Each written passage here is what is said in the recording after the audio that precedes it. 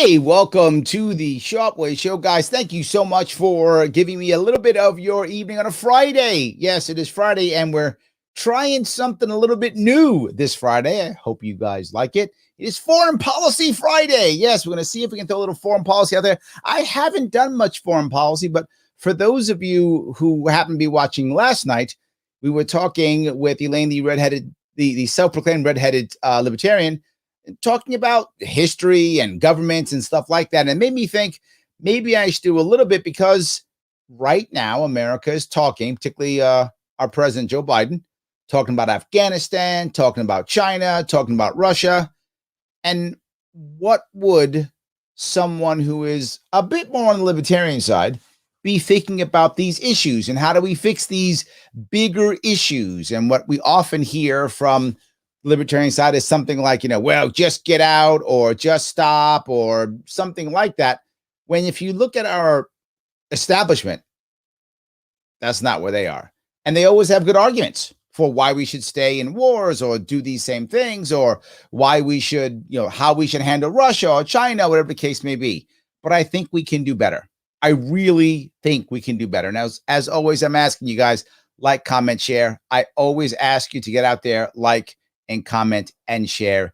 It really does matter. I want to bring up two experts. I'll bring up Joe Biden too, but I want to bring up two experts. Richard Haas and one other, who were both on MSNBC this week. I think it was this weekend, or maybe 2 weekends ago, perhaps 2 weekends ago, talking about some of the foreign policy issues.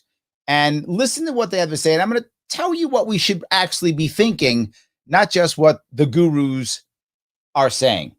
Haas, the president of Council on Foreign Relations and author of the book, The World, A Brief Introduction, and Megan O'Sullivan, former special assistant to President George W. Bush. So literally both are Bush era specialist, right? Both are Bush era specialists. Deputy National Security Advisor for Iraq and Afghanistan, who's on the board of Raytheon Technologies. Welcome both. Richard, first to you. I mean, on the board of Raytheon, what could go wrong? But this is who we're talking to. This is who we're listening to. These are the people who are saying, here's what our policy should be. You and Megan you co-authored in the Washington Post a column entitled, "It's Wrong to Pull Troops Out of Afghanistan, but We Can Minimize the Damage." Literally, they wrote an article saying it's wrong to pull troops out of Afghanistan. And they're going to give us reasons why we should stay in Afghanistan basically forever. Assistant to President George W. Bush, former Deputy National Security Advisor for Iraq and Afghanistan. I popped it. I apologize, It's wrong to guys. pull and minimize the damage. Tell us why you think it's wrong to pull out. First, why in the world?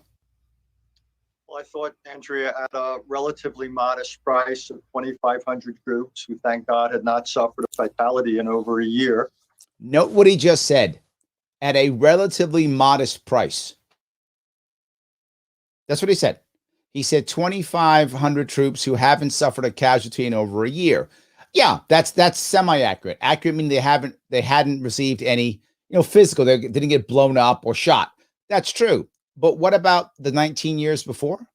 Didn't we lose about 3,000 troops in Afghanistan dead, plus at least double that wounded, if not triple that wounded, plus all those who came back with mental disorders, traumatic brain injury that we couldn't see, PTSD, everything else? That's a modest price that someone else's family has to pay.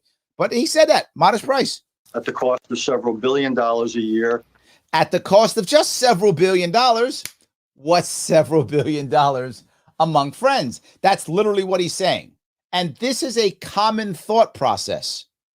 This is why our true enemies aren't actually Democrats or Republicans. I mean, they are. But in the long run, what they actually are the elites who control the Democrats and Republicans, is guys like him. This was a sustainable deployment. And as you heard from, he called it a sustainable deployment. Come on, that's some great wordsmithing. It's a 20-year war that he called a sustainable deployment. So we can just deploy there, sustainable, forever. He would like bases there too, forever. In Iraq, in Afghanistan, Germany, Japan, Italy, forever. This is what he thinks the right answer. Senators and others, the risk of leaving is that you will see the country descend into civil war at a high level. The Taliban. See, he said descend into civil war, and then he stopped, and he changed. He went a civil war at a high level. Why? Because it's already in civil war. It's been in civil war for literally decades. I'm not making that up. For those who don't know, it's been in civil war since about like 1979 or something like that. I'm sure someone will correct me, but it's somewhere in that area. They've been in civil war literally for decades. But if we leave, they'll go into civil war, which they're already in civil war. Oh, but at a high level, way different. Taliban will take over large parts of the country. You will see the reemergence of Afghanistan as a terrorism venue that could threaten U.S. interests and other interests around the world. You could have, and that's the issue, that it can threaten U.S. interests and other interests in the world. I would ask you, someone who's watching, what interest do you have in the rest of the world? Now, maybe someone watching does. You might have a business someplace, or you might have bought stock in a foreign company. So it's possible you have some interest. I mean, it's possible. But the average American, do they have interests in other countries, interests across the world? No. Do billionaires and international corporations? Yes, they do. Yeah. So I have a crazy idea. I do have a crazy idea. How about if you have interests in other countries and you have lots of money and they matter, all good, buy a bunch of private security. Why not? And if you care about that country, hire them from there. And if you don't, hire them as Americans, whatever you care, take your cash and do that. But Larry, then there'll be more expensive products, right? If Apple needs that, then that means my iPhone might cost more. Yeah. And that's okay, because then the people who are using the iPhone, if you like an iPhone, pay a little bit more for the security to make the iPhone. And people who don't buy the iPhone don't get taxed to death to keep a military industrial complex going crazy. Yeah, we could do that. That would not be a bad idea. We're not even imagining that, because the U.S. government has to support the large corporations and large interests. That's how the current world works. And he believes that, but he doesn't say that. What he says is it's a sustainable deployment. Oh, you see what this is? It's a minimal price, and it's U.S. interests. It's all these things. Massive refugee flows, a humanitarian crisis. So our position was simply that we thought the costs of staying were far less than the likely costs of leaving. I think it's. But us staying is retaining the refugee problem. We're not stopping the refugee problem. It's about that complicated and that simple. And Megyn, one of your goals is to be engaged and support civil society there. Mm-hmm. President Bush and many others are concerned about what happens to women and girls if the Taliban takes over. So how do we, and this is a valid point, right? We're worried about what happens to women and girls in Afghanistan. I agree, that's terrible. It's not going to go well for a lot of women and girls. That's true. So let's ask ourselves a question. We've been there for 20 years. The Russians, who were also, compared to the Taliban, super egalitarian when it came to women. I mean, compared to the Taliban, almost anybody is. But they were also. So the Russians were there for, 10 years? We were there for 20. And they haven't changed how they think about women. What would make them think and care about, change how they think about women? Well, there's obviously two parts of any of these types of fundamentalist equations. One, those who are true believers. Two, those who go along so they can make money, right? Those who want to get along and make money. Awesome. That's great. Okay. So what we could do instead is, instead of punishing all these companies, if we want to care about these countries, if we want to care about them, keep our financial interests in there. So if you're selling the Taliban, I don't know, whatever the Taliban need, hopefully nice things like food and home goods, but whatever the case may be, hopefully not weapons, but hopefully food and home goods or something like that, whatever the case may be, then again, that company could easily hire private security, maybe even locally. And as money started to be made, and as they decided to do business with the right people, they would be incentivized to be better to their women. Why? Because what's the best way? And the Taliban knows this, which is why they stop it. What is the best way to have a better outcome from the women of any group, country, organization? Educate them. Educated women by default, will wind up becoming better and better and better citizens, and they'll get more rights. That's how that will eventually work in any culture. But Larry, I want it now. I do too. That is a fantasy in Afghanistan. That's a fantasy in Afghanistan. And unless you're prepared, and the problem I have with what Richard Haas says is, he says we have 2,500 troops there forever. No, if we're gonna be the world's police, we should not be the world's police. But if we're going to be the world's police, again, we should not, then let's send 250,000 Marines in there, put a Marine on every corner, just do it, leave them there for 30 years so that we can change 2 generations and realize we are going to accept at least 10,000 casualties of Marines dead and wounded a year. And we vote for that. We declare war. We accept as a country. We've decided we are the police of Afghanistan. And when we send our youngsters to go over there, don't complain. We want them to do. We're prepared to have young American boys and girls die to support Afghanistan boys and girls. If that's who we are, okay. I don't think we are that. I don't think we should be that. I don't think either. Instead, find a way to get them to want to act the right way. The carrot can work with the Afghanis and everyone. The stick has never worked. We have been trying to invade and change Afghanistan since Alexander the Great. I'm not making that, 300 BC, give or take? Is my math about right? It's like 300 BC, when 330 or something like that, BC, when Alexander went into Afghanistan, something like that. So 300 BC, we've been trying to get Afghanistan. The Brits tried, the Russians tried, we tried. Does not work. Doesn't work. Let's try the carrot and not the stick. If you care about their women, let's try the carrot, not the stick, and let's realize it ain't happening tomorrow. This is what President Bush had to say to Hoda about on the Today Show about his reaction when President Biden first notified him of the withdrawal decision. My first reaction was, wow, these girls are going to have real trouble with the Taliban. This is a valid point, and I can't walk away from this point. It's a valid point. It absolutely is. But I have to hope that of the areas that we have controlled in Afghanistan and given women much better rights, much better chance at success and life over the course of the last 20 years, that some people have changed their mind, that some culture has changed, that we have a shot of it not being as bad and fighting back and maybe even winning. Now, if you're saying, well, Larry, how can we deal with that? Well, just like we did with Vietnam. When we ran away from Vietnam, and we actually ran away from Vietnam, we were open to immigrants coming to America, open to a vibrant Vietnamese community growing in America and giving the Vietnamese people another option to look at another way of doing things. So maybe we open ourselves to a bunch of Afghan refugees, people who've been working with us, and that if they lose, if we walk away, they're going to literally be put off in a camp and have their heads lopped off, right? Maybe we allow that. Come on. There were whatever. I'm making the number up. 10,000 Afghanis who've been working with us. Them and their families, they get to come over and become refugees. And then what do they become?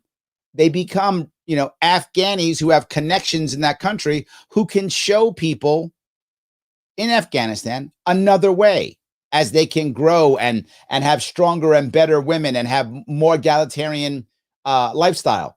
They can show others, look, I came from Afghanistan just like you. And look, we're happier with our women being equal to us. We're happier that way. This is how you grow. This is a cultural issue that's been stuck in Afghanistan for like millennia. And we're like, well, we're just going to go in and bomb it out of them. Doesn't work. Isn't going to work. And a lot of gains have been made. And so I'm deeply concerned about the plight of women and girls in that country. You think we should have held off on that decision? Well, I think we'll see. I mean, the time will tell. Now, that was nice of him. I got to give it. I'm not a huge George Bush fan. I'm not. But he could have slammed Biden, and he didn't. He was nice. He was like, well, we'll see. What he's saying is, what he's really thinking is, he screwed up. That's what he's believing. I think Bush is wrong. I thought it was wrong the way he dealt with Afghanistan, and he's wrong now. But I'm giving him credit for not being a jerk, and he could be a jerk because she was asking for him to be a jerk. She was like, you want to slam Biden, so I got a cool soundbite? She was asking for that, and he didn't do it. I think the administration hopes that the girls are going to be okay through diplomacy. We'll find out. All I know is the Taliban, when they had the run of the place, they were brutal. Yeah. Brutal. Megan, you were so involved in that policy. Yeah, but here's the part that drives me crazy, is that we didn't go into Afghanistan because we cared about the girls, right? The girls were being brutalized in Afghanistan before we got there for about at least 20 years, right? We armed the Taliban to fight the Afghans, the Russians. We armed the Taliban to fight the Russians. They took over because we armed them. Then when they took over, they treated the women like garbage for 20 years. And now we care all of a sudden. We didn't care. We went in because we were trying to get Osama bin Laden, and we screwed up. And we spent 20 years in Afghanistan. Meanwhile, he was in Pakistan. First Lady Laura Bush did so much to secure extraordinary rights, constitutional rights for women and girls. And now, what is going to happen? You don't have constitutional right. Okay. Afghanistan doesn't have, that's fine. Yes, and you're right to point out how involved the Bushes have remained even after the Bush presidency, and Laura Bush in particular. I think here there are real reasons to be concerned. Certainly, the United States did not go into Afghanistan to secure a better future for Afghan women. We know that. But it is one of the things that we can count to our credit by that engagement. And so I think, I love that. We can count to our credit for this engagement. So we can basically use it as an excuse to stay there forever. That's what she's saying. But we can use it as an excuse to stay there forever. Or we could leave. We could do either. But Larry, the country will fall into chaos. It's in chaos now.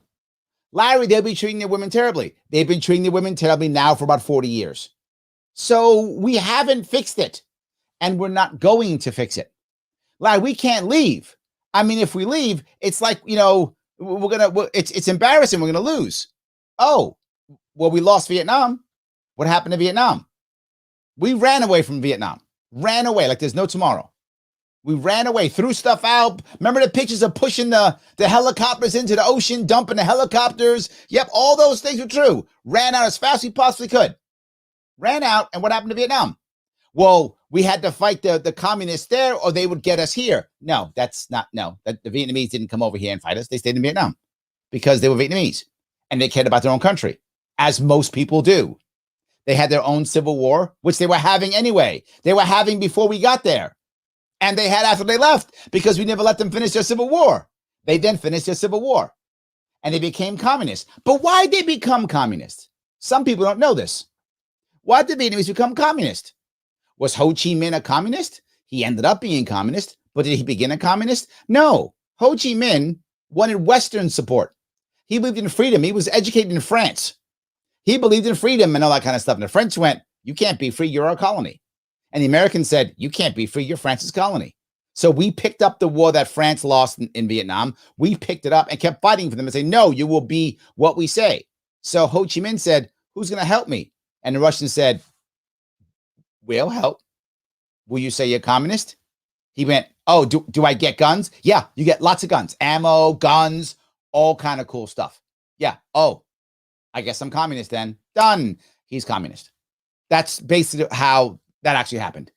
It's embarrassingly bad that we screwing this up all over again. It's as if we learned nothing. It's fair to note there have been very significant changes in civil society, in Afghan society over the last 20 years, very significant positive changes. If they can't retain changes after 20 years, how broken is that culture? Maybe that society needs more change and it's not us. Those are in real jeopardy because, as I think many of the earlier speakers noted, senators that you interviewed, the probability of a Taliban takeover is very high. Yep. And so I do think it's incumbent upon the administration to think about what kinds of pieces of a strategy it can put in place to try to continue. Well, why don't we ask ourselves a more important question here, right? This is supposed to be big about foreign policy, right? These are the foreign policy gurus. If they're going to be a really harsh and terrible and nation that is terrorist based or whatever, who borders Afghanistan? What countries border Afghanistan? If I remember my map correctly, it's Iran, Pakistan, and Russia. Or is it Kazakhstan? Maybe it's Kazakhstan, then Russia. Yeah, Russia, then Kazakhstan. So yeah, so the Kazakhstan, I think it's the Soviet Republic that borders it. Russia might touch, but I think it's Kazakhstan. But in any case, and China's nearby, it doesn't touch. Or maybe some like Turkmenistan or something like that. But that's where they are, in that area. Well, maybe if we had Iran as our friend, maybe if we had Pakistan as our friend, diplomacy could work here. To support civil society groups through aid, through humanitarian aid, but also look at things like our immigration policy and the fact that we have currently 17,000 Afghans who were actively involved in helping the United States as it I thought it was 10. It's 17,000. That's a lot. It's even was more than I thought. engaged in Afghanistan, who are waiting for visas to come to the United States. And so I think that is one of the areas where the United States can take very direct action. It doesn't alleviate the plight of all the Afghans, but it certainly would be a... She's being smart. She's saying the same thing. It's much better if we decide to do that, right? It's much better if we decide to take them. I appreciate that. Let me grab a couple of comments. A lot of you guys are doing comments. I'm going to grab some here. So let's grab here. Daniel says the threat within this country more than others is within this country more than others. Without question. Yes, you are on the money correct. Absolutely. I'm far more concerned about us destroying ourselves than some Taliban fighter coming over to beat us up or whatever the case may be. Terrible. Christine says his butt needs to be sent to an FOB in Afghanistan. I would agree. Yes, absolutely. Daniel also says, I have zero interest in anything that happens around the world. Of course, most people feel exactly the same way. Sounds like a job for the Blue Helmet Brigade. You know what, Jonathan? I'm okay with that. If that's the answer, if the UN wants to walk in and put peacekeepers, whatever that will mean, on the ground and hope the Taliban don't shoot them, fine. I mean, maybe they can guard doctors and such if they go into a civil war to try to make sure that everybody dies when they go into a civil war. It's not a bad idea. I'm fine with that. Sure. I mean, the UN does so much garbage. That would be something they could do, I guess. Yes. So, yeah. Jimmy says we shouldn't be the world's police. Yes. I still hate human rights issues in some countries, but it's not our responsibility. Our involvement is creating more problems. Yes. And you know what, Jimmy? The part that I keep saying, and it's so obvious, but some people don't get it. The most powerful thing we can ever export is our culture of freedom, which we're losing ourselves. This is Daniel's point, right? We're hurting ourselves so much that our export of freedom and liberty isn't even being as strong as it could be, right? We should be showing, we should be the shining city on the hill. So they go, oh, I want that. Let's do that. And we do that by doing what the one was talking about, the idea of letting the people who've helped us come back to America, learn our ways, be freer, and then reignite with their own country. That's great. So, all right. Jonathan says, oh, good point. I'm not sure which one he was good with. John says, if Bush was responding to Trump doing the same actions, he wouldn't have been so gracious. Yeah, Bush doesn't like Trump. You're exactly right. Bush does not like Trump, right? At all. He does not. So Bush probably would have been meaner, but Bush has been very good. Bush is much better as an ex-president, I think, than he was as a president. He was good. He wasn't that bad with Trump. He was a little bit like snippy, but he wasn't that bad against Trump. He was kept compared to Obama.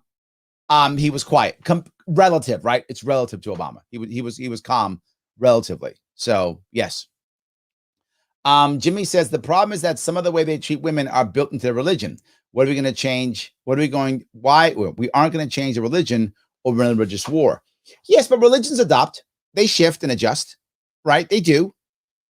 At the most fundamental level, for many Christians, usury or loaning money is against God. And we found ways around that, deciding what is the right amount, what is not the right amount. We found ways. Religions, they evolve and shift. And whether they're Muslims or whatever, they're fundamentalists. Obviously, the Taliban are, at least. I don't know about the average Afghani, but clearly the Taliban are. When money comes into play or making themselves happy or them seeing something, They easily could change and be like, well, you know, we don't have to be fundamentalists in everything, right? And the issue is if they see some people growing, being smarter, being better, being happier, allowing their women to do the right thing, then they might start doing it too.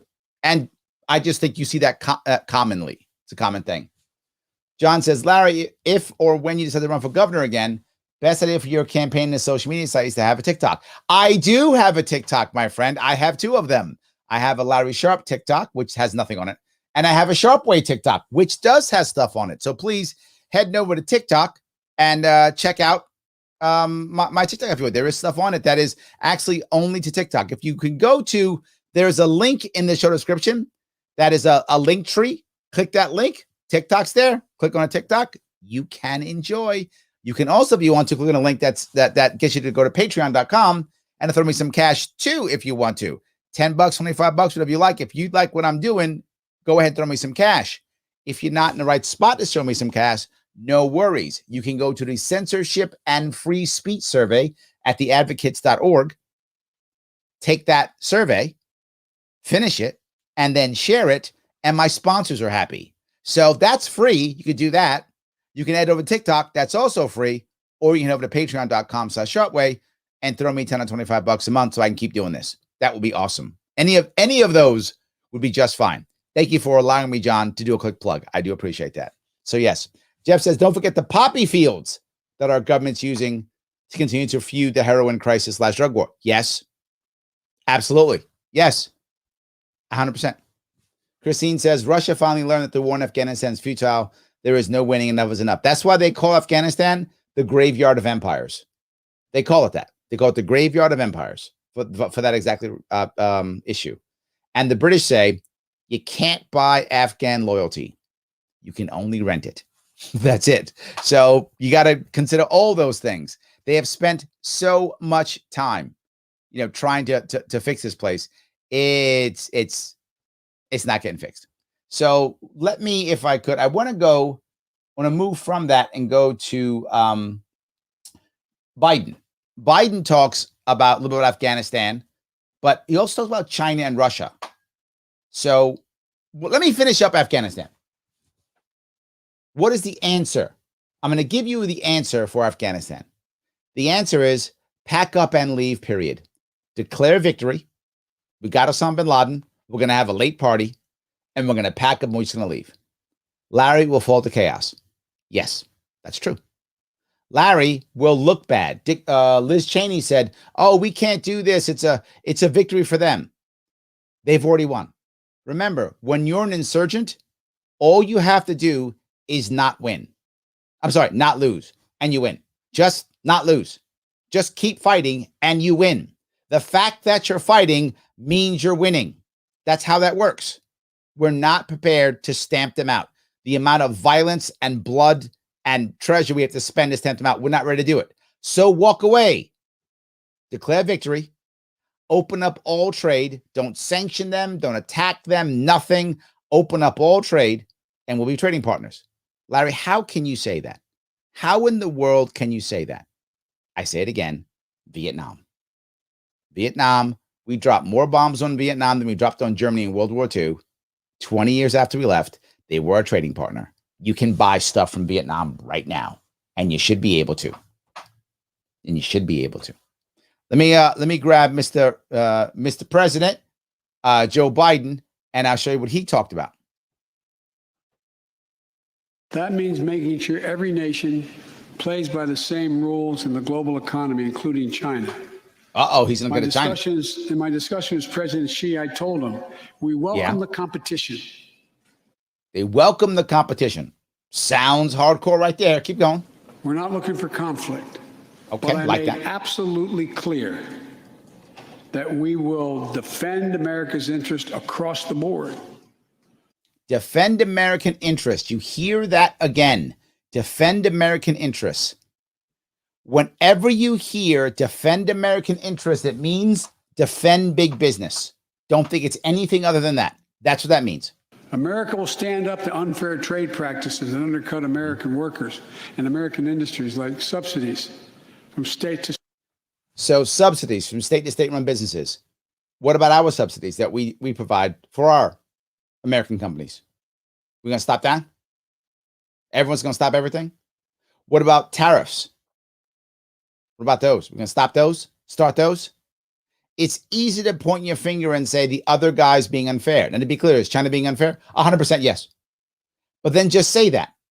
Just say, here's why China is not. China should be able to give money to their industries. We give it to us. But here's the rules on that.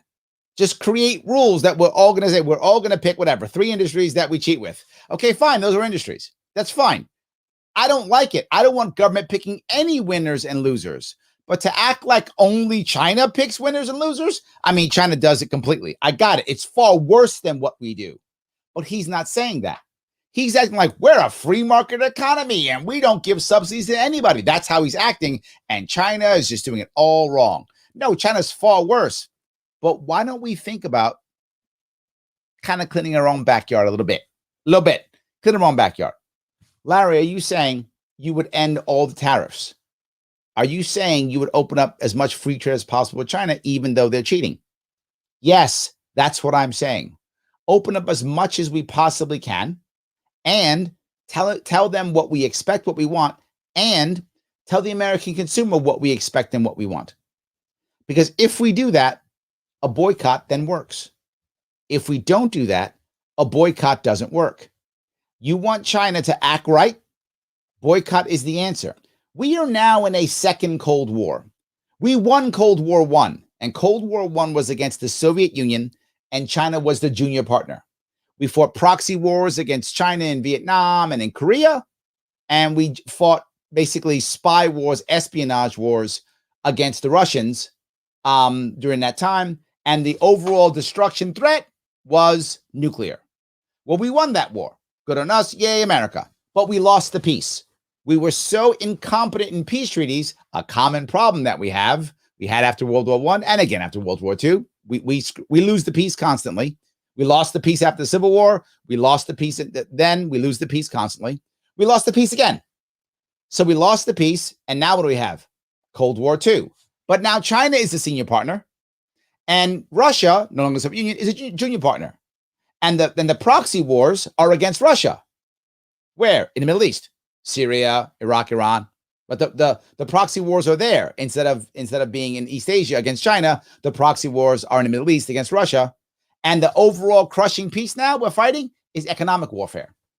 We're fighting economic warfare, not espionage. I mean, that's part of it, but it's economic warfare. And the overall crushing peace isn't nuclear warfare. It's cyber.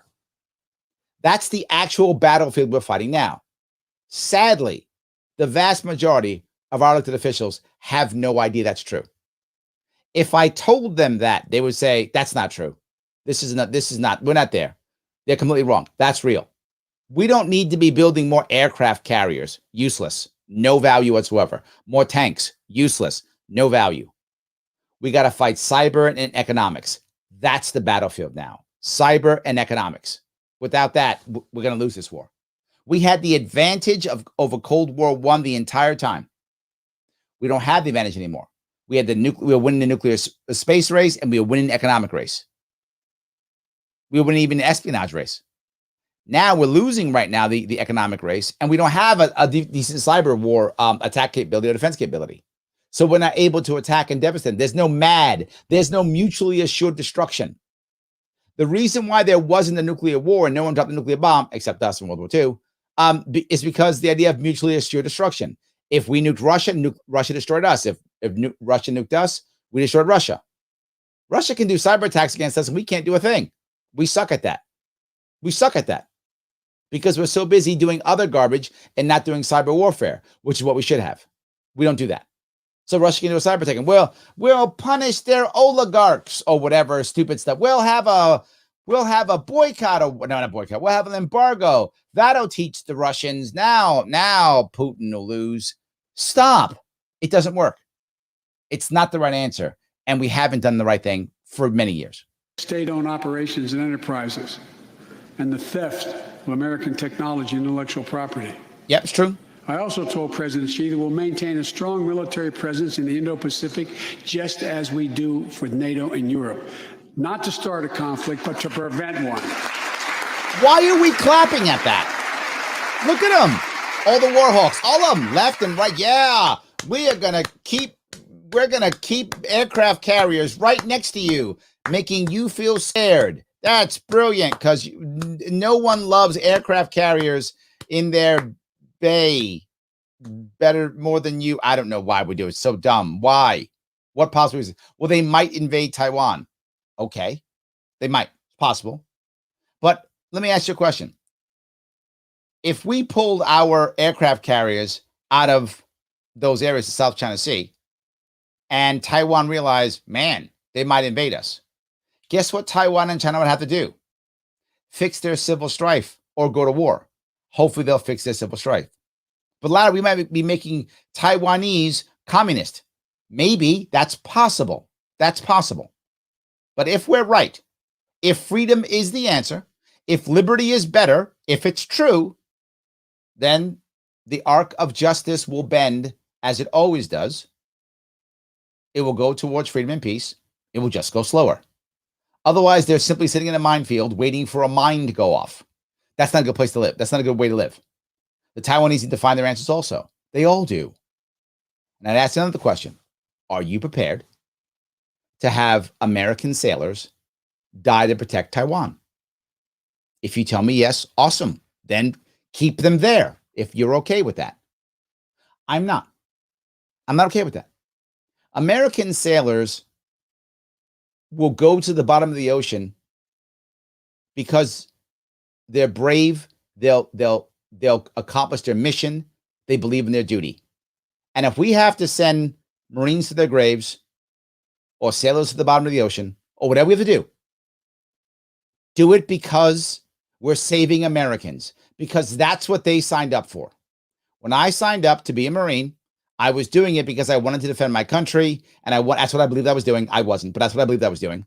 And I would have eagerly, happily, without hesitation, left my legs in the streets of whatever city Ronald Reagan told me, because he was my first commander in chief, because I believed that I was defending Americans. And if I'm defending Americans, I was prepared to die or send men to their death. Either one. I would have ordered men to their death or died myself or both. Or worse, had left my legs in the streets of Baghdad or whatever the case may be. I would have done any of those things. But not for this. It's the wrong reason. The young, motivated sailors and soldiers, and airmen, and all of our military members, they don't know what we know. They don't know what we know. It's our job as elder leaders to not make them sacrifice their life, limb, and brain and family for an idea that China might invade Taiwan.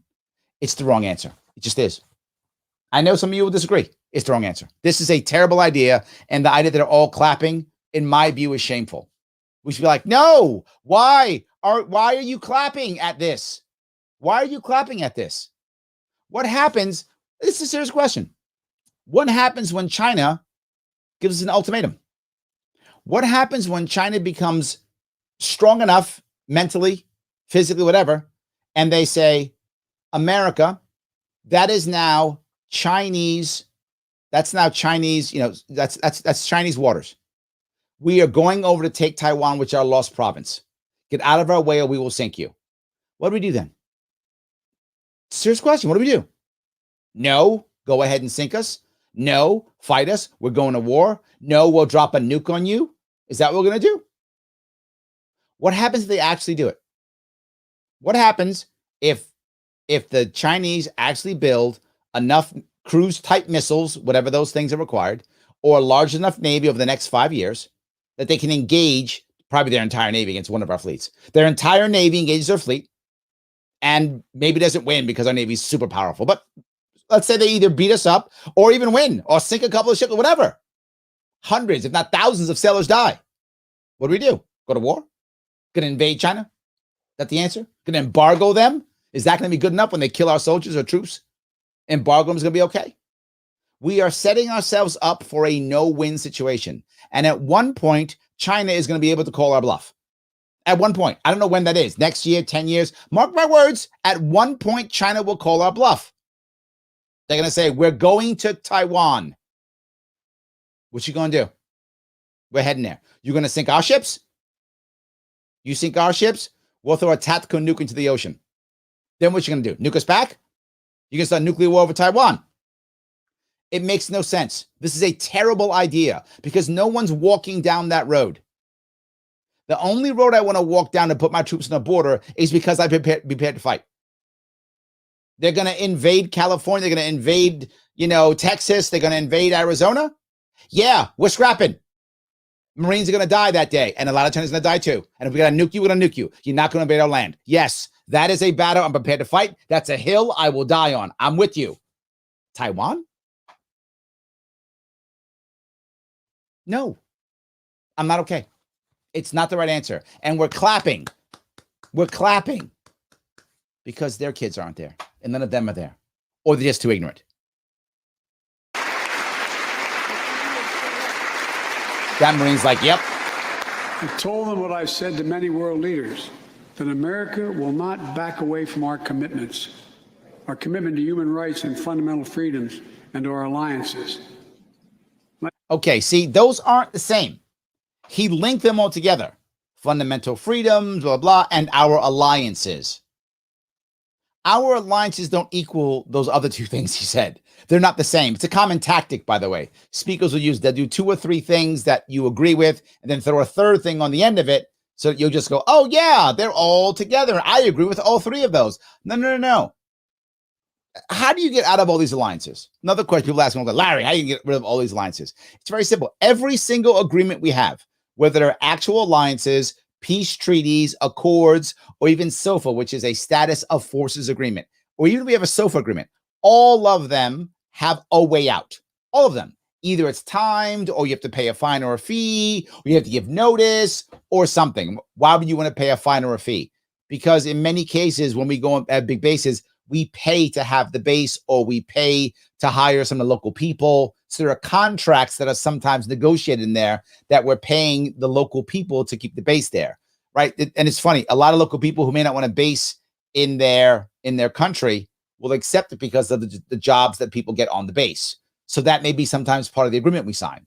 So you have an opt-out. You pay the fee, or you let it expire, or you give the notice.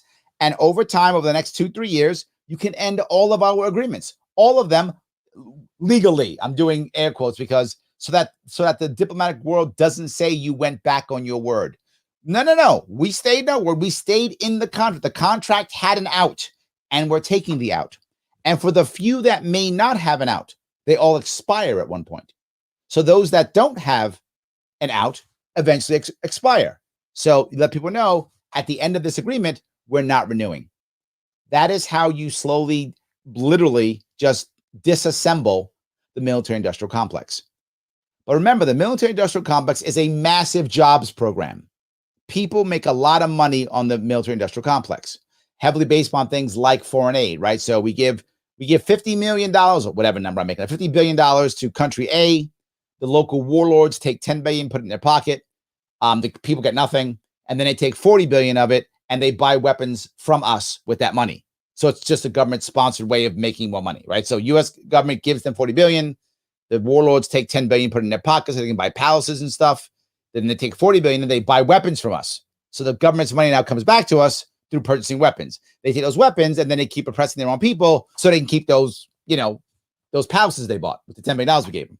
So that's our current policy. We could stop that and just instead end all the trade embargoes, end all the sanctions, so the people that are now selling weapons to country A can instead sell shoes to Iran, or beds to Cuba, or blankets to North Korea, or whatever. The companies don't care what they sell. They just want to sell stuff. That's why they're companies. Okay, great. People in those countries probably want to buy stuff. Okay, let them do that. They make money. They get stuff. Life is good. Life is good. I pointed out to him, no responsible American president could remain silent when basic human rights are being so blatantly violated. Yes, he's correct. But why does saying something equal bombing? Why does saying something equal tariffs or sanctions? Why does saying something equal my fleet in your bay? Why does it equal that? Saying something could just equal saying something. Yeah, I have an idea. What if instead of we going, I'm going to get China because I'm a tough guy, instead of doing that, you actually spent time, maybe every week, maybe sent some of your people out, instead of talking to the actual individual American and telling them that, those crayons you buy at whatever, Kmart or Walmart or wherever they sell the Chinese-made crayons, those crayons made by Chinese slaves. Yeah. You still want those crayons? Those crayons you got made by Uyghurs. They make them do it, then they kill them. Yeah. So forced labor camps. You still want those crayons? Do that every week, every month. Say something. So the Americans go, how much do I care about slave labor in other countries? And if Americans actually go, I don't care, let the slaves work, I don't care, I'm buying my crayons 25 cents, then the country doesn't care. So then why are you acting? If that's true. Please, I hope that's not true. But maybe it is. Maybe Americans don't care, say slave labor, all good, give me my cheap crayons.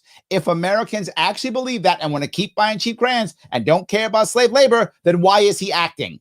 We clearly don't care. Or we'll go, it's not worth, I'll pay the extra 25 cents for my kids' crayons. I'll pay an extra quarter and I'll buy the non-Chinese crayons because they're slave labor. All of a sudden, Chinese companies, the orders coming over to Walmart, Kmart, all of a sudden don't come anymore. Walmart and Kmart start jumping through hoops, go, whoa. We sell a lot of crayons every year. We are not happy that they are not buying our Chinese crayons. China, we're not buying your crayons unless you change. The Chinese go, whoa, no more Walmart orders? No more Kmart orders? Okay, we're just kidding. They're not slaves. We're just kidding. We're going to give them some more money. It's fine. Oh, joke, you crazy Americans. That's what winds up happening. You may say, Larry, that's a fantasy. No, that's what actually happens. How do we know that? That happens in America. It happens in America. We do it all the time. There are lots of people in America now who don't want to buy from certain stores. Happens all the time. We start putting that pressure. Think of all you guys on the right who hate all the wokeness. Think about all the companies now who are becoming woke. I do air quotes on woke too. Becoming woke. They're not becoming woke because they care. They don't care at all. The board's not like, you know what I care about now? Black people. They're not doing that. They don't care. They're not racist either. They just don't care. They don't care. They're not like, get the black people. And they're not like, I love black people. They don't care. Their bottom line, that's all they care about, right? So they're not all of a sudden woke. They're like, hey, if we become woke, people will buy our stuff. We should be woke. That's why they're doing it. Oh, the reverse. If we're not woke, then they're going to cancel us and we're going to get hammered. So let's be woke. The equivalent will happen in China because that's what people do. That's how it works. And they won't be woke, but they'll be, I don't know, not prison laborist. Is that a word? I've just made that up. They won't be that. So that's how you can actually fix it. So say something. He's right. Again, I'll give him his points. We shouldn't say nothing. He's correct. We should say something. But saying doesn't mean doing. And sometimes saying's enough. An American president has to represent the essence of what our country stands for. Yeah. America is an idea. And a country. The most unique idea in history. And a country. We are created, all of us, equal. It's who we are. And we cannot walk away from that principle. And I think that was just he was playing the woke card, which is fine. Look, he's Democrat. He's got Democrats behind him. He's playing his woke card. Look, see, I'm woke. I got you. In fact, say we're dealing with the American idea. With regard to Russia, I know it concerns some of you, but I made very clear to Putin. Yeah, we're not going to seek escalation. Yeah. But their actions will have consequences. They turn out to be true, and they turned out to be true. Yeah. So I responded directly and proportionally. And that's the problem. You responded directly and proportionally. With what? They did a cyber attack on our country. So you did a cyber attack on their country? No, you didn't. Do you know why he didn't? Because we can't, because we suck at that. Because we're too busy building F-35 fighters and more M1A2, is it A1, A2 now? Abrams tanks. And we're sending freaking aircraft carriers into the South China Sea.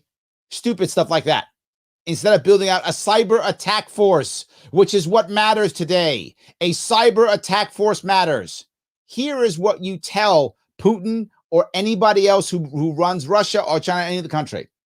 You make a cyber attack on us, you attack our electoral system or anything even close to that, I will give you 6 Chernobyls within a day.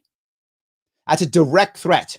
I will give you 6 Chernobyls in a day. My cyber attack against you will be so devastating that every nuclear power plant you have is gonna blow up. All gonna melt down. I'm gonna shut all your grids down and watch your population starve. I'm not joking when I say that. Why? That's mutually assured destruction. That stops the attack. That's what nuclear warfare was. I will nuke you out of existence. Well, then I'm not gonna nuke you then. Yeah, because if either one of us nukes, we're done for.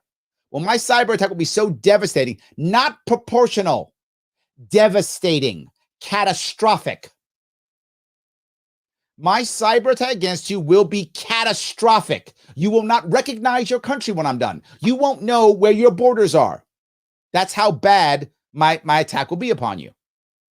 That's what you tell them. Maybe not up front, but maybe. I mean, was it Brezhnev who took his shoe and stumped it on the table in the UN? We will bury you. He was like, open, mess with us and we'll nuke you. We will burn you up. And guess what? No nuclear war. That's the action. It's proportional. It's dumb. Particularly because we're not ready for it. So now we're gonna sanction some of your Russian guys. And now Putin surrendered. No, didn't work at all. Now he's just still mad. You've made sure you still have an enemy who's still going to find ways to get you. This is insanely dumb, backward, the same old garbage, and keeps us fighting. This is how the war remains perpetual. We're always at war.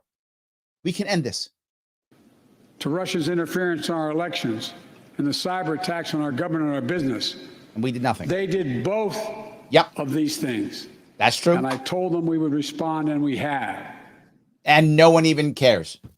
We have. And that other guy is still I've forgotten the guy's name. And the other guy is still dying in prison. And Putin's about to change the constitution so he can be president for another 15 years. Well done. Boy, you showed him, Joe. You showed him. Putin's scared now. You showed him. And I don't want to just blame Biden on this. Trump didn't scare Putin either. Neither did Obama. None of them scared Putin. Bush didn't scare Putin. None of them scared Putin. And they all think, yeah, we're going to get him. No, stop. You're not tough guying him. The answer is very clear. Mess with me and I will devastate you. Or don't mess with me and we can.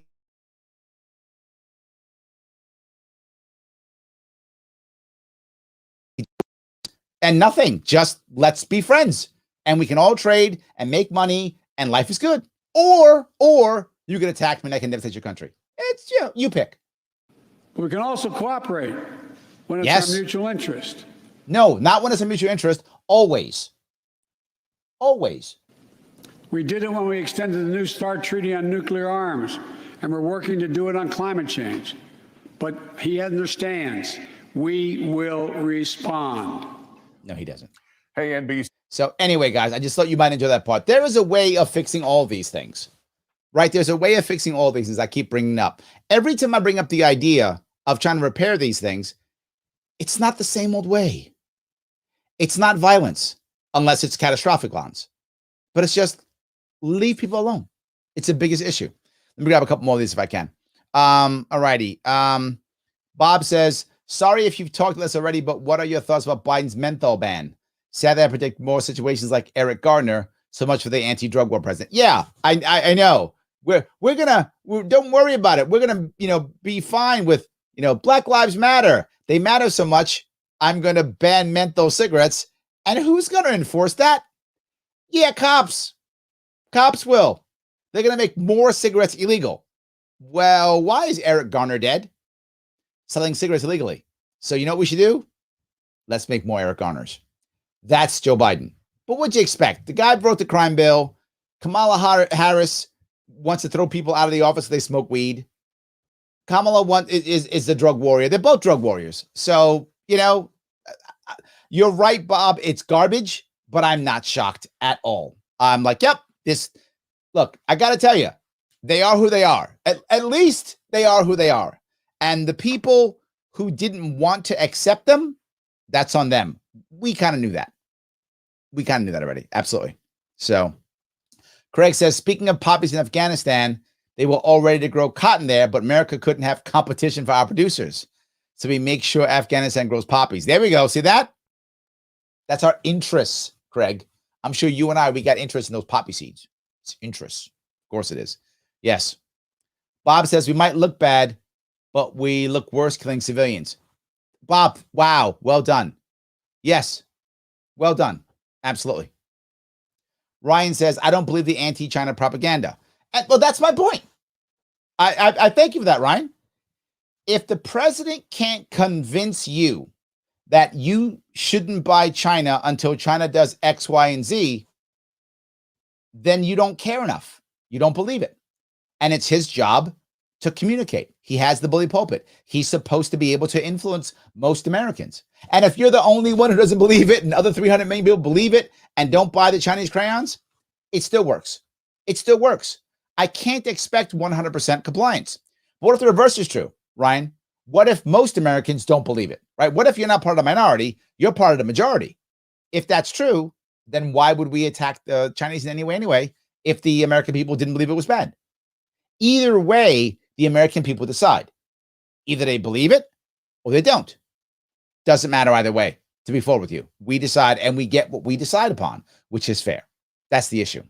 So, Paula says, Afghanis are not as religious as some other Mideastern countries. They are more tribal than religious. Yeah. Oh, very valid point, Paula. Many Afghanis really identify with their tribe more than their nation. That's very true. Absolutely. And their tribal ideas and cultures are far more important to them. But that's really the issue. 100%. Brian says, Nixon went to China and turned a former enemy into a trading partner. Yeah, thank you, Brian. Thank you for bringing this up. Nixon to China. Yes, absolutely. This is one of the reasons, and I know some of you who don't like Trump will be mad at me. The one thing I liked about Trump when it came to his foreign policy in East Asia is him going to North Korea was brilliant. It was Nixon going to China. There was an actual chance. I wish he had finished it. He just didn't finish it. But same thing, right? Trump going to China was like, Trump going to Korea was like Nixon going to China.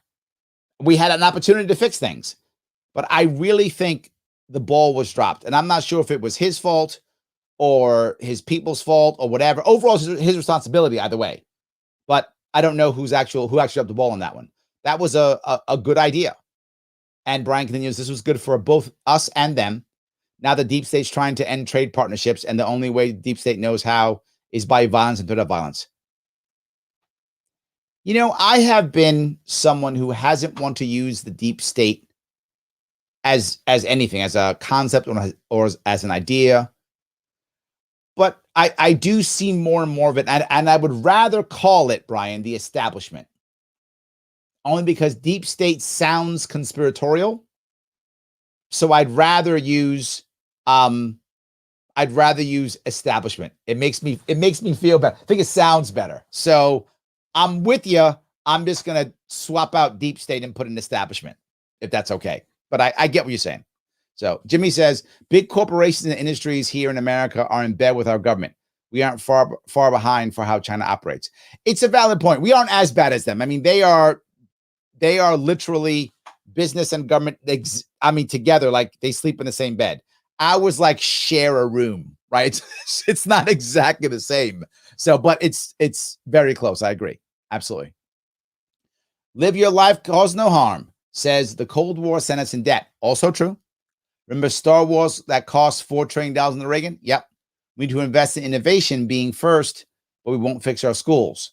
We set our own people to fail. It's another valid point, right? We're focused on things that don't matter. We're focused on wars that don't matter. These wars aren't important. These aren't. We don't have to always be at war. We can actually fix things at home if we want to. Ryan says corporate talk Corporatocracy. Okay, I'll buy that. Yes. So, all right, see if I can do this here. Nicholas says, there are certain U.S. industries and technologies that I'd call strategic that we must protect. Well, that's a tough one. It's a tough one. The problem with that is those industries change, shift, and adjust. We shouldn't be holding on to them from the past. And we can easily, for example, the oil industry, right? As an example, maybe even coal for energy. Well, if we went to nuclear power, it doesn't really matter anymore, if that makes any sense, right? If we really went to nuclear power, that would change everything. So I know we want to have oil reserves and such. But the other thing is, why do we want to have oil reserves, for our tanks? We're not going to have a tank battle. I would argue never again. I would argue literally we could take every single tank in our military, trash it, and it wouldn't change anything. We're not having tank battles. It doesn't happen anymore. When do we have tank battles? Not a thing. A thing actually is cyber attacks. Let's work on those. That I'd call strategic. But I see where you're going, Nicholas, but the problem is who decides. I'd rather just let Americans decide what they want to protect and not.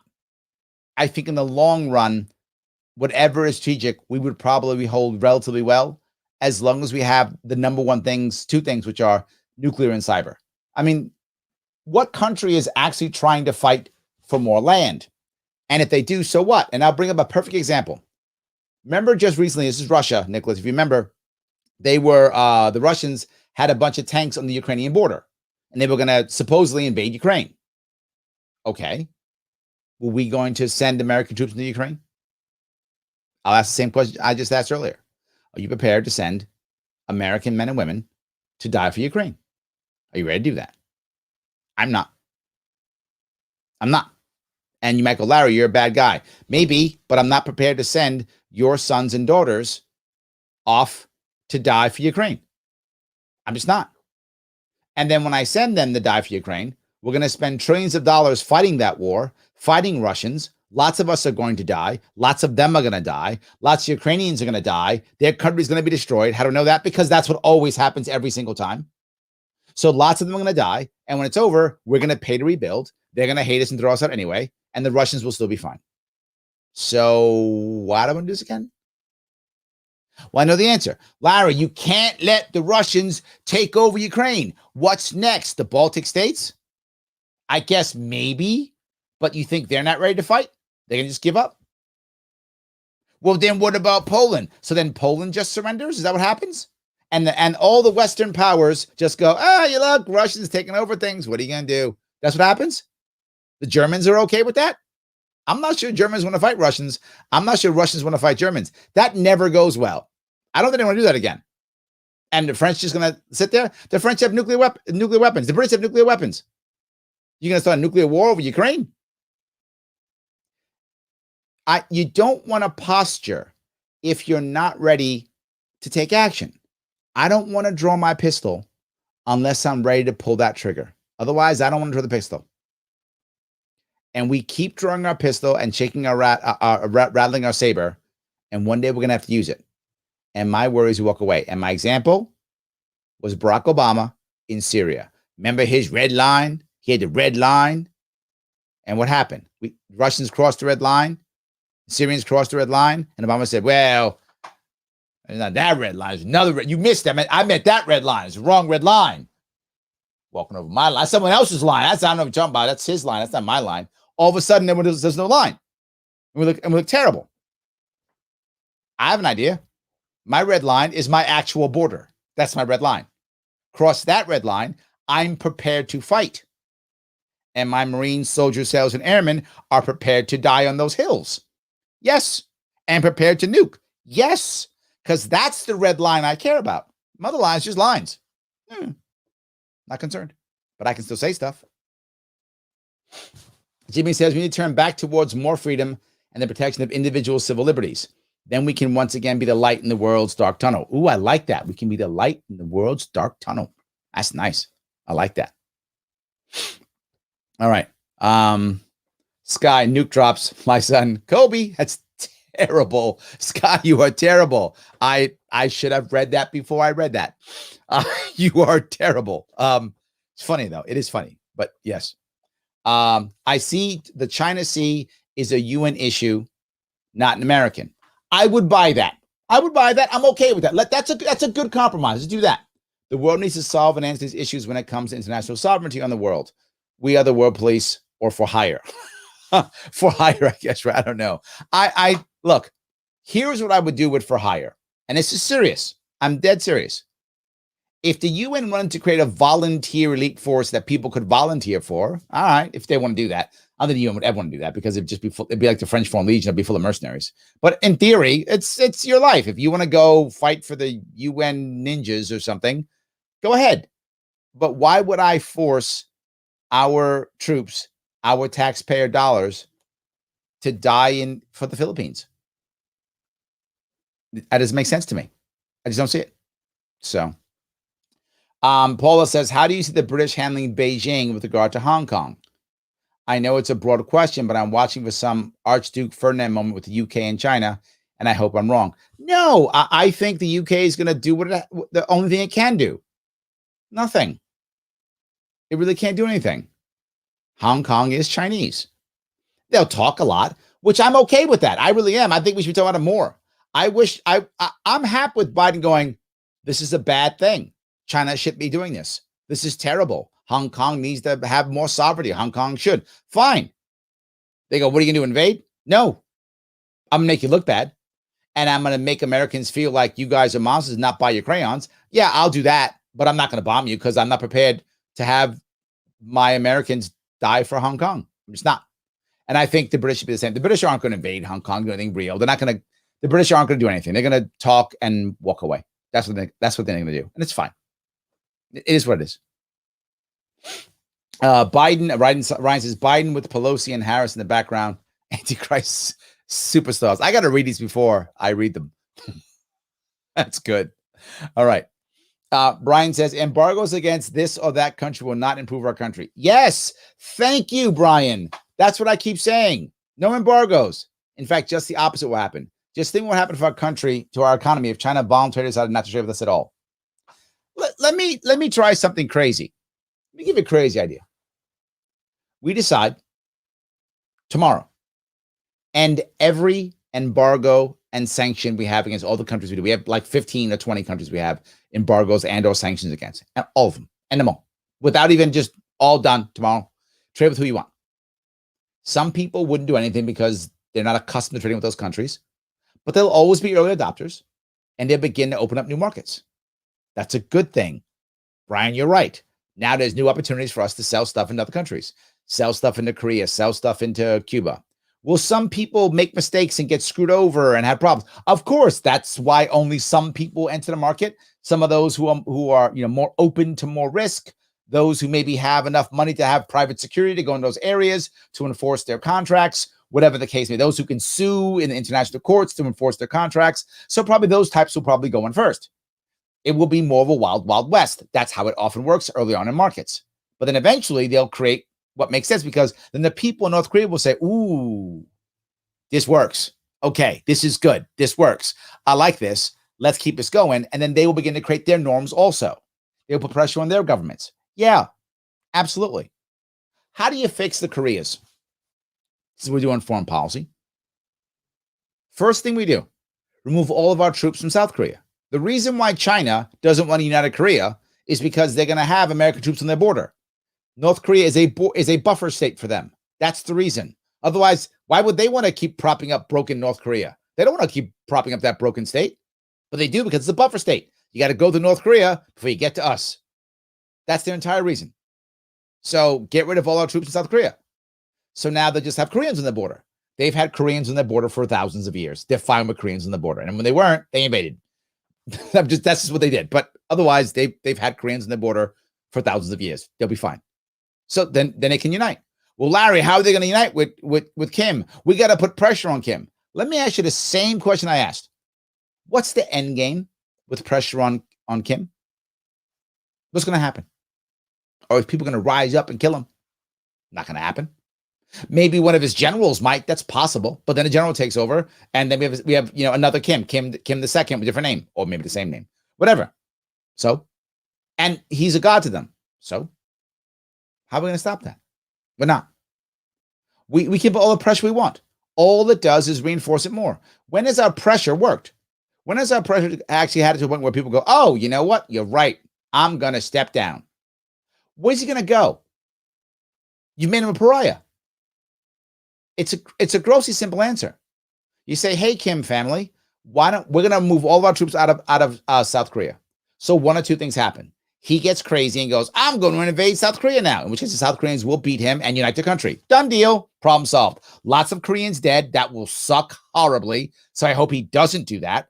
But if war is what it takes for the Koreans to unite their country, if they decide war is the answer, it's okay. We did it in our Civil War. We lost 600, 700,000 Americans in our Civil War. We did it. If they want to, they will. If they don't, then they won't. They'll make a decision either way.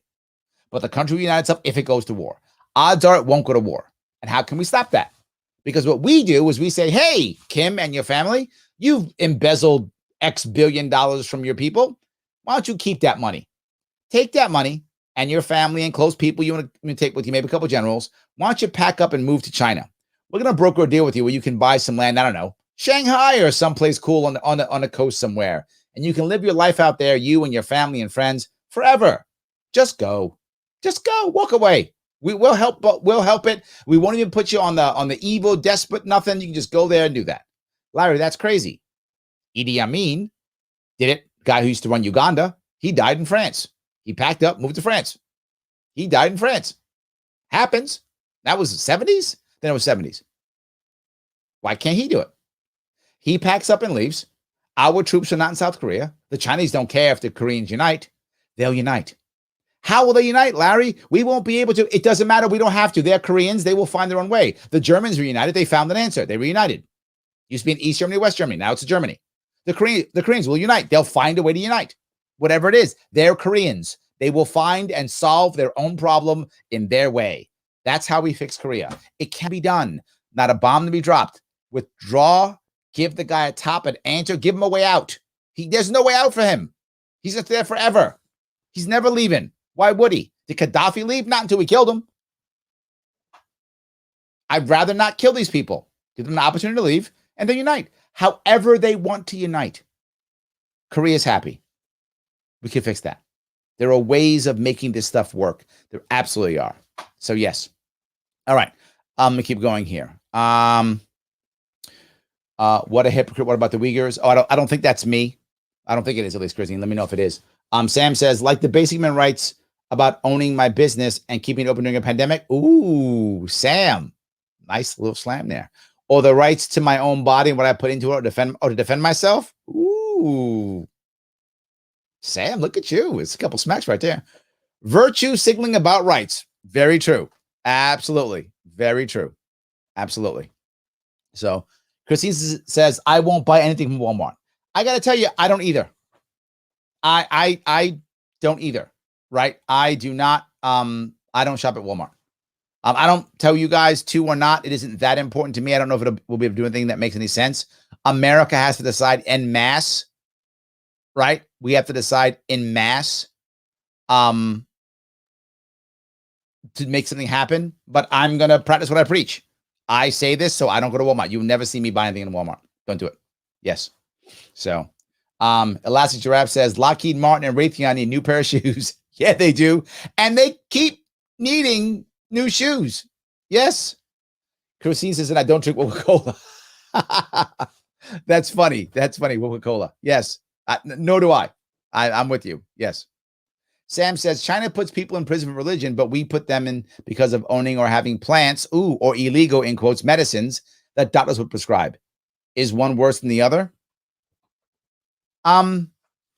It's funny. I remember somebody once saying, I forgot where. I'll see if I can find it. Someone was talking about the idea of genocide and crimes against humanity. And somehow that in our world, genocide is actually worse emotionally for more people than crimes against humanity. And the idea that if you just decide to kill lots of people, many millions of them, but you're not specifically targeting an ethnic background, race, or religion, well, that's not genocide. That's just crimes against humanity. And I'm exaggerating a little bit, but it's kind of what you're saying, right? We as a culture have decided that one is worse than the other, right? In America, we have it. A hate crime is worse than a murder, right? So if I slap or hurt or punch somebody or beat somebody up because of that they believe it was because I think they're of a different race or creed or ethnic background or gender, that's worse than if you kill somebody of the same ethnic background that you are. Well, he killed the guy. Yeah, but they're the same, so it's fine. Larry only beat the guy up. Yeah, but they're different. So yeah, it's worse when Larry does it because they're different. And I think this is a similar issue. We have a higher prison population than China. We also use prison labor. That's in our constitution. It's okay. The amendment does allow for prison labor, for slave labor in prison. So we are bad too. Now, I don't think that we as a country are anywhere near as bad as China as a country goes. I don't think we are at all. But when it comes to putting in prison, that in that sliver, yeah, we're pretty bad. Yeah. So yeah, we are. All right. China is better at proxy wars than we are. This is true. Yes, this is actually true. They are better. Yes. If in the Korean War, the saying, the Chinese people the Chinese army that came over the border to defend North Korea, they literally said, there are more of us than the enemy has bullets. That was one of the songs they sang, marching songs they sang as they were crossing the Yalu River. I think it's the Yalu River in North. The border between North Korea and China, I believe, is the Yalu River. And they were crossing the Yalu River singing those songs, la, la, la, singing as a marching. And there are more of us than the enemy has bullets. And there's stories that Marines tell me that they had heard from the Marines who were fighting in the Chosin Reservoir in North Korea. And they were using so much ammo, using so many machine guns that sometimes the barrels would begin to bend and melt. That was the problem. They were about bending the barrel. For those who don't know, when you're firing a machine gun, the barrel gets so hot if you keep this way. You're supposed to shoot a machine gun and burst. And there's an A gunner. For those of you who aren't in the military would know, there's an A gunner who will swap out the barrel. And there's multiple barrels for a machine gun. And you change the barrel because if you just keep firing, the barrel eventually gets so hot, the barrel literally will melt because it gets so hot. So there were stories of them having to throw snow on because it was cold during that time. They were called the frozen chosen, throwing snow on the barrel, trying to keep it cool. So they basically were making a water-cooled machine gun, even though it wasn't a water-cooled machine gun, by throwing snow on top of the barrel. They were firing a machine gun so much. And then after every wave, the A gun have to get out of the fighting hole and kick down the bodies, the Chinese bodies, so you can open up your fields of fire to shoot the next wave because the bodies would pile up to where you couldn't shoot the next guys. That was the stories we heard. I know, sounds horrible, but yes, Paula, they are better at proxy wars than we are. I would like us as Marines and sailors and soldiers to never do that. Remember, Marine Corps taught me, our job is not to die for our country. Our job is to make the other guy die for his country. Anyway, so yes. All right, let me see if I can keep going. Let's see here. Most of our cell phones are made in China. Ooh, do we know what's inside them? I don't know. You doing conspiracy on me, Jimmy? Maybe. I don't know. Maybe. So, Sam says they were angry about Putin's competition getting sick and dying by Obama investigated Trump and Biden sent the FBI into Giuliani. Oh, I see what you're saying. I love our country, but authoritarians do the same thing. It's a valid point, right? I mean, I know what you're doing. You're comparing us to them. And there's a valid point that we probably shouldn't be pointing fingers when we're doing similar things. But I don't want to say that we're as bad as them. We're not. But again, your point is well taken. Authoritarians act the same. We don't act as bad because our culture isn't as bad as their culture when it comes to government shenanigans. Ours are pretty bad. It's true. And we're definitely not people who can point our finger with, oh, we're so perfect. I agree. So I'm with you. We should be thinking better about ourselves. But I don't think that we are as bad as they are. That's all I'm saying. So, yes. All right. Hold on. Larry, I love you. Don't let Nick P know I'm married. Thank you. It's fine. I'll tell my wife. I think both of our spouses will be unhappy if we figure this out. It's okay. Don't tell anybody. Yes. It's good. Red line sounds like a Bugs Bunny cartoon. Yes, remember he keeps doing a line. He just keeps doing a line with his foot, but that was a black line. I'm saying red line. Yes. The Russians would have gone into a meat grinder if they went to Ukraine. Yeah, I think that what Putin is doing, this is my gut. I think the Putin is just trying to distract his own people because things aren't good in Russia right now. And he's trying to distract his own people by saying, see, we have the enemies at our gates and we got to be able to fight and that kind of thing. So I really think that that's what he was doing. I don't think he wanted to have that battle at all. I think the only way he'd have that battle is if he knew he had Ukrainians on his side, Eastern Ukrainians on his side. I think that would be it. I think that would be the issue. That's the only way he would do it. Otherwise, I think he's right. It's a meat grinder. But then again, at one point, this sounds horrible, but I'm just going to say it. At one point, if you're a Russian oligarch or Russian leader, a meat grinder is not bad for you. You don't really care about your people anyway. And if you can send them to meat grinder, now you can blame the Ukrainians for killing all these young Russians, making Russians angrier, desiring revenge. And Putin's going to be the hammer to put revenge against those evil Ukrainians. So you got to keep me in power so I can fight those evil Ukrainians. In fact, you know who's Ukrainians are backed by? They're evil Americans. They're the ones backing the Ukrainians. So you got to keep me in power so I can fight you against I can defend you against the evil Biden. So while it might have been a meat grinder, because Ukrainians were ready, that's true. They were prepared for the offensive. That doesn't necessarily mean they wouldn't do it, Tom. Right? It depends upon where their heads are. If they get desperate, into the meat grinder they go. Right? They will absolutely sacrifice their soldiers for this, without question. I mean, absolutely. Yes. So Elastigiraph says, severing our trade relationships means hostile nations have nothing to lose on the economic front by attacking us. Free and open trade markets make us more secure. I think that's true. They make us more secure, but not 100% secure. It's a good security piece. I still want us to have the other things that I mentioned. I still want us to be able to fight cyber, all those things. Remember, I mean, the example people often give is 1941, Russia and Germany. They were still trading the day before the Germans invaded. Like there were trains going back and forth the day before Germany invaded. So yes, but in addition, let's also have good defense. Yes. Jay says, Larry, we traded with China and they didn't liberalize, but they expanded their authoritarian regime. Why would trade help liberalize a country? Here's why. It's a great question, Jay. Thank you. To Elastic Giraffe's point, it's to his point completely. What he's saying is trade relations means there's less of a chance that a person wants to be hostile. The odds go down. It doesn't stop it, but the odds go down.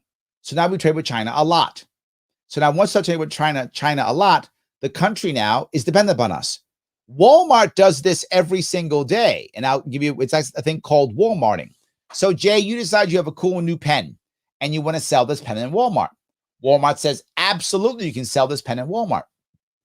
Excuse me. What you do is you can sell this pen in Walmart. Right now you sell whatever, 100,000 pens a year. Buy 10 million pens from you next month. 10 million from 100,000. Massive increase for you. Oh my God, you're making tons more money. They go, great. And they do it. And they buy whatever, X pens. But the first thing they say is, we need you to change just one or two different things about your pen so you could sell it in our stores. Change this supplier, that supplier, and give us this price. And they go, wow, you're selling your pens right now for $2. They want you to sell your pen for $1. So you have to significantly change how you do business so you can sell your pen for $1 and still make money. You do that. You sell your pen for $1. You make a decent amount of money. You're pretty happy. Now Walmart says, oh yeah, by the way, only make it in blue. And you go, well, I don't want to. I want to make it also in black also. They go, no, only in blue or we'll stop buying it. Now what are you going to do? Now what do you do? When you lowered your pen from being sold at $2 everywhere down to $1 at Walmart, all your other retailers stopped selling your pen because they couldn't afford it. Because everybody would just go to Walmart and buy it and would buy it from them. So now they can't do it. So now basically your only retailer is your small online presence, which is run by Amazon, and your massive presence, which is at Walmart. So when Walmart says only make it in blue, you go, okay, because you have no choice. If Walmart stops buying your product, you're out of business. Well, we have to begin the trade with China so that we can have enough momentum and power to hurt them. Now, the Chinese people know that. Chinese companies know that. So what have they been doing? They've been trading all over the place to include places like Sub-Saharan Africa, East Asia, all over. EU. They don't want America to Walmart them. But America is really a big, massive trading partner. So if all of a sudden we said, liberalize or we'll stop buying, now it works. Opening up trade doesn't necessarily liberalize them. It could, but doesn't necessarily liberalize them. But now once you have that power, you can do things with economic pressure to liberalize them. But the second thing happens. If you want a strong democracy in any country, as a general rule, you've got to have a strong middle class, a strong merchant class, a strong entrepreneur class. If you have poor and rich, democracies tend to fail. Not always, but it's a common problem. When you have a strong middle class, it is in their best interest to be able to be socially mobile. Many of them will have become socially mobile. They'll understand and respect freedom and rights more because they've been at the lower spectrum, moved up. So you begin to create, when you trade, you also begin to create a middle class. That also begins to happen. An entrepreneurial spirit also increases their odds of liberalizing. The issue is, Jay, you don't liberalize overnight. And sometimes you lock down first before you open up. I think you said it even in America, right? The British locked down on us before we rebelled and opened up. It does happen often that way. I hope I answered your question.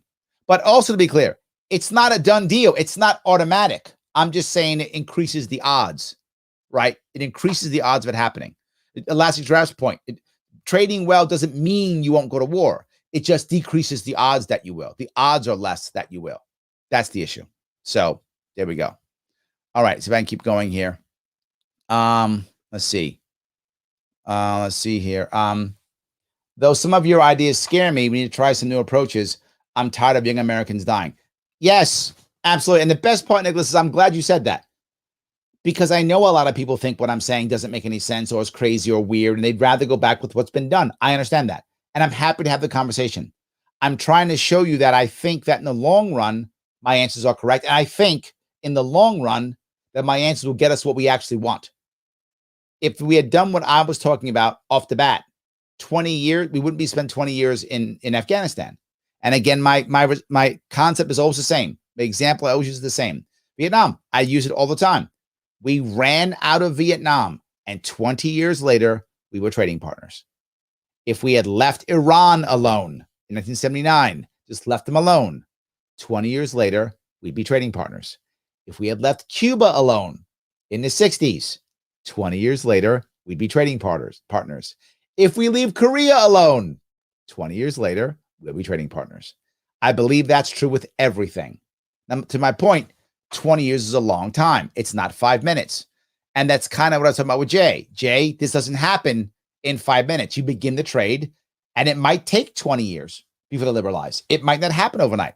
But we've been trading hard with China now for a while. It's time for that 20 years thing to happen, right? And we're not doing it. We're fighting them instead of letting it happen. I think it absolutely can work. It absolutely can. So, yes. Paula says, it seems like we always wind up bombing countries we sanction. Yeah, because the sanctions don't work, Paula. So we got to bomb them. So just bomb them. Don't bother with the sanctions. If you're going to bomb, just bomb them. Say, we're going to bomb you until you agree. We'll just keep bombing. And they never agree because bombing in itself never works. So we'll just bomb until they go, we're just tired of bombing. And then we'll just end. It's nothing but bad. Yes, nothing but bad. So, all right. Idi Amin died in Saudi Arabia. Oh, was it Saudi Arabia? Paul, I'm sorry. He must have gone to France. He must have gone to France. Okay. Maybe that's what it was. Maybe he went to France. I know he went to France. I didn't realize he died in Saudi Arabia. Oh, was he Muslim? Was Idi Amin a Muslim? He might have been. I still remember, Tate. That's good. You know what? I'm doing some homework on Idi Amin. Thank you, Paula. I'm pretty sure he did go to France, though. Maybe he died in Saudi Arabia. So that's in 3, really? Okay. But anyway, he left Uganda. So the overall point stands. Sadly, my details are sometimes off. I can't remember everything, guys. I apologize. Yes. So Jay says, yes, Larry, so true. Thank you, my friend. We're on the same page there. I like that. I do appreciate that. All right. Let's see here. Let's see if I can keep going here. Thank you for the machine gun info. Yes, it's true. That's how machine guns work. And for those of you who have ever had to do what's called, the saying, it sounds terrible. You hump a machine gun. If you're part of heavy weapons, you hump a 50 cal. If you're not part of heavy weapons, you can use the hump a 60. And one of the things you have to go with the 60 is you have a tripod you've got to carry. You've got to carry at least 2 barrels. It's a little bag with extra barrels in it. And of course, all the ammunition. So when you carry a machine gun, it's not like, a TV show where it's just one guy spraying everybody with a machine gun.